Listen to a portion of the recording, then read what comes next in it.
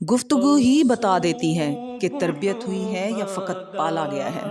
آج کی آیت کا ترجمہ شروع کرتے ہیں۔ پناہ مانگتی ہوں اللہ کی شیطان مردود سے۔ شروع اللہ کا نام لے کر جو بڑا مہربان نہایت رحم والا ہے۔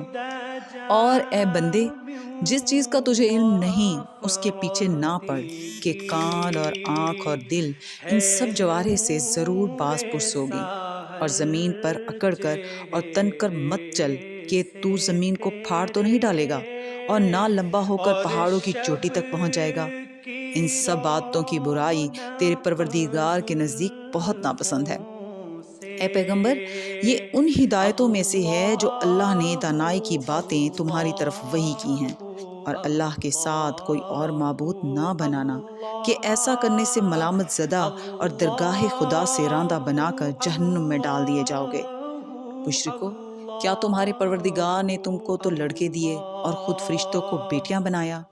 کچھ شک نہیں کہ یہ تم بڑی نامعقول بات کہتے ہو۔ صدق اللہ العظیم۔